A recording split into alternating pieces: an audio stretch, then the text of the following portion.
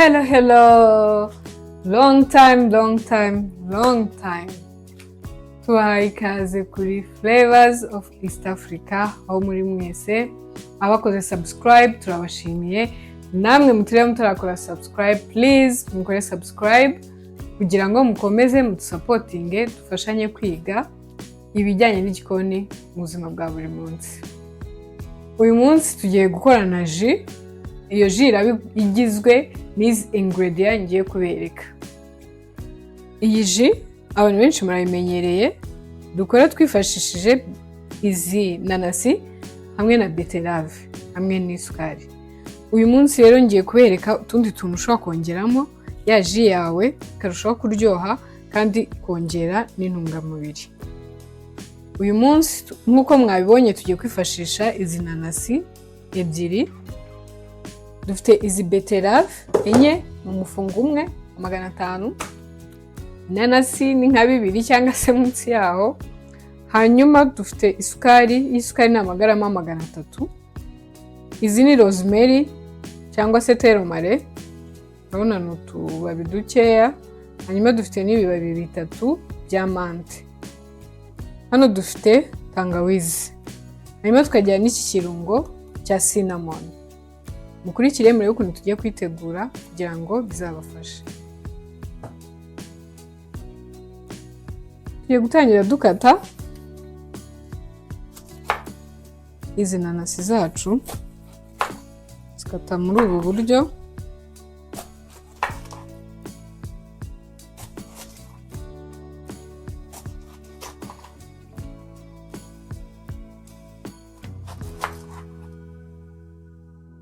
Hanyuma turakuraho ishishwa gutya.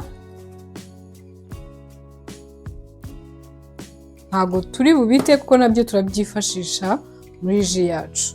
Shyiramo hano ku ruhande mu kabase. Hanyuma iyi pineapple yacu tuyikatemo uduce dutoya. Tugiye gushyira muri blender.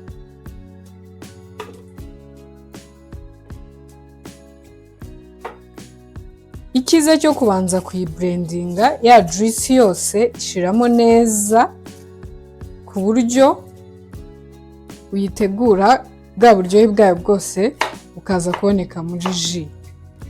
Hanyuma ubaye udafite blender wifashisha isekuru ukabanzamo beterave ukazisekura zikanoga, warangiza ugashyiramo n'inanasi nayo ukayisekura bikanoga, ukaza kubifata ukabisuka muri ya safuriya yawe wateganyije kubitekeramo, ukabiteka bikabira, hanyuma ukaza kuyungurura ukabona juice yawe.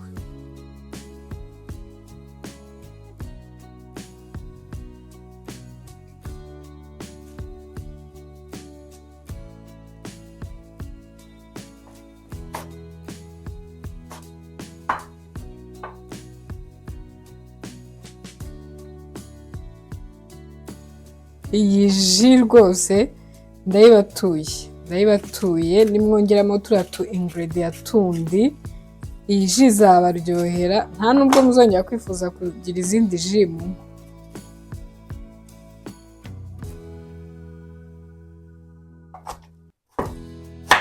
Jus nziza, jus ihendutse, ntekereza ko abenshi bashobora kuyaffordinga. Nkuko mubibona twe tumaze gukata inanasi ya mbere, tugiye kuyisya. Bongeramo utuzi dukeya kugira ngo blender itaremererwa.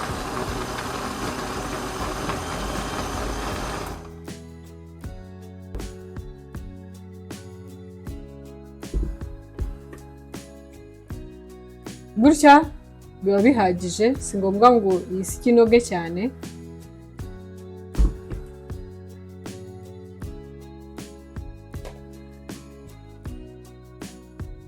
Hanyuma uba wateguye ahantu ho kuyishyira kugira ngo uze kubanza ubivangire hamwe ubone kubishyira mu kintu ugiye kubitekeramo.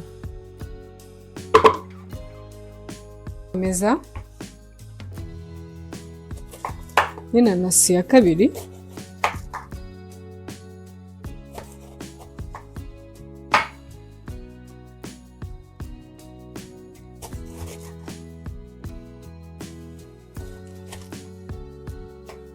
nayo turakuraho bya bishishwa,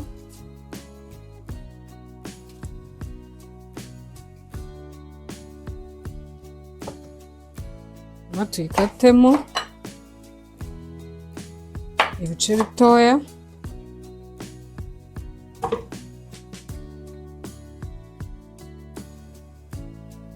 kandi ibi bintu mujye mubikora, mutubwire muri comment niba mwarabigerageje bigakunda. N'ikindi kintu icyo ari cyo cyose mwifuza ko twategurana, mwajya mubidusangiza muri comment.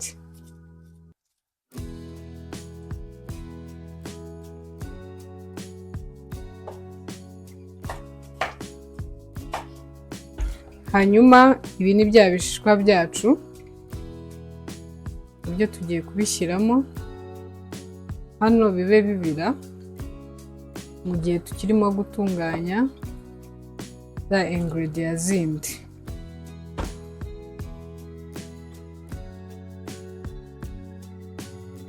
Ahangaha ni naho tugiye gushyiramo za mante hamwe na Rosemary. Turashyiramo n'aka gapfundikizo kuzuye ka cinnamon.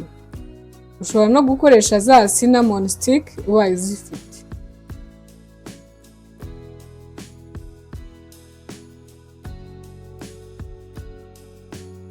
Hanyuma n'isukari tuyishyiramo mbere kugira ngo ibishye. Mbibutsa ko twapimye amagarama 300, ariko ibipimo ugendera kuri ji waba ugiye gukora uko yabingana.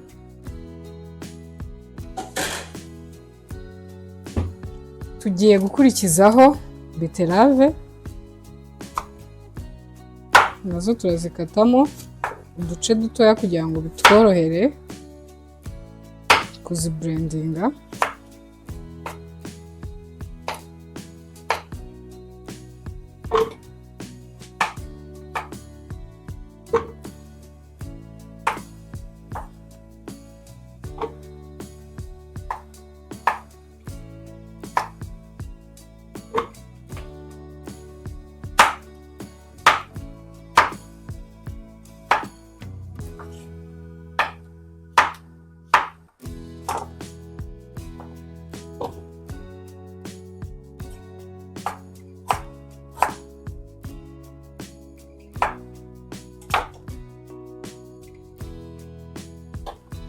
Izi ngizi ngiye kuzisya nzivanze n'izi tangawizi.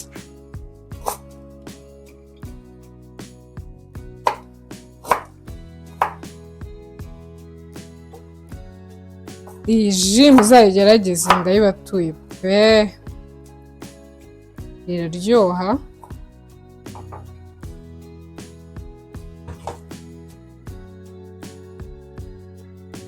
Beterave zacu nazo tugiye kuzisya.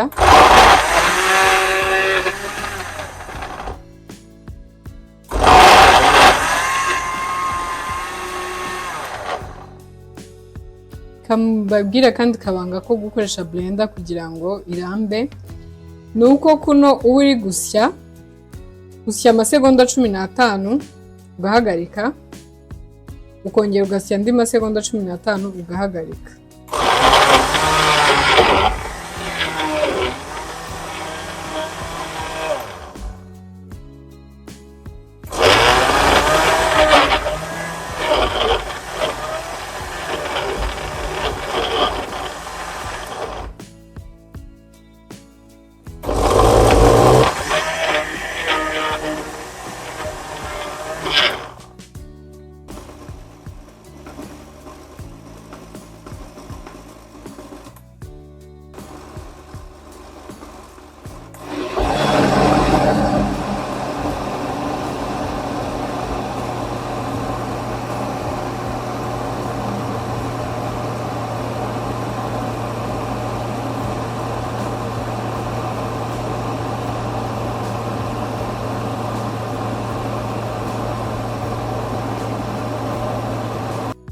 tugiye gutangira gushyiramo za main ingredients zacu.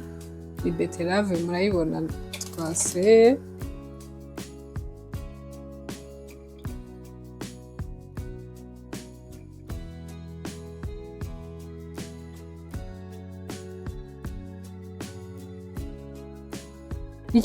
Ikintu icyo cyo cyose uba uri guteka mbibutsa ko wita kuri test, ukita ku ikintu kiri busohoke kimeze kigaragarira amaso. Nibyo bintu bya mbere ukwiriye kwitaho mu gihe uri muteka. Uburyohe mbere na mbere, hanyuma n'uburyo ikintu uri bugipresente gisa, kongera n'agahumuro. Mpamvu twifashishije iriya mante na Rosemary kugira ngo ya ji yacu ize kuza ifite agahumuro keza.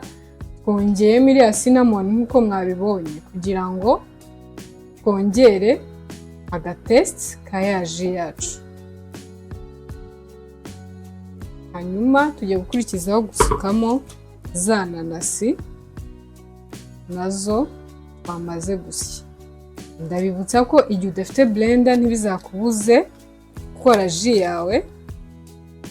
Wafata isekuru ukabisekura ubundi ukabiteka. Iyi ni ya nanasi nayo twaseye, nshobora kuyisukamo.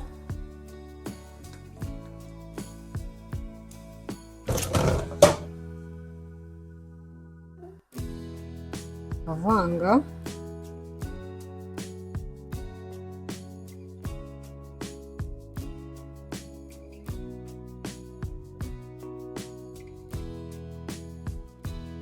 Hanyuma tugatestinga ya twumve ko ya ji yacu iri busohoke ifite test twifuza. Tugiye gutegereza ibanze ibire, ishireho rino furo ryo hejuru, hanyuma turayiteruraho tuyiyungurure.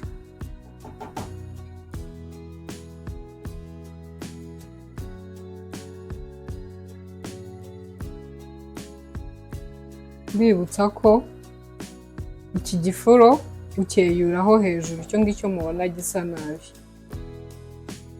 Nk'uko mubibona murabona ko ji yacu yabonetse. Tugiye gukurikizaho kuyiyungurura, ubundi tuyitereke ibanze ihore tubone kuyistoringa. Turifashisha aka kayunguruzo, ngutu tuba muri tedemire n'iki ngiki, hanyuma n'aka kabasi.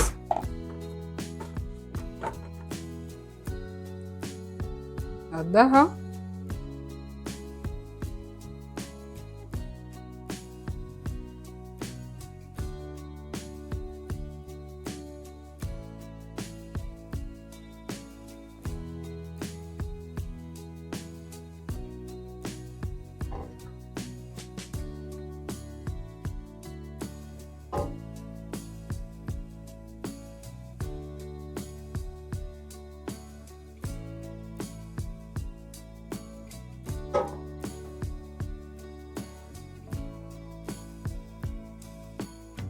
nk'uko mubibona juice yacu yamaze kuboneka, yahoze. Ubu tugiye kuyibika twifashishije aya macupa kugira ngo tubashe kuyishyira muri firigo.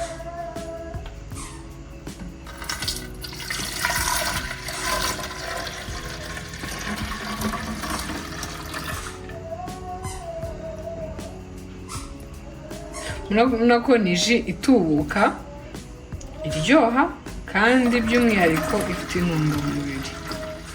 Turayikeneye cyane mu gihe cy'iri zuba rimeze nabi.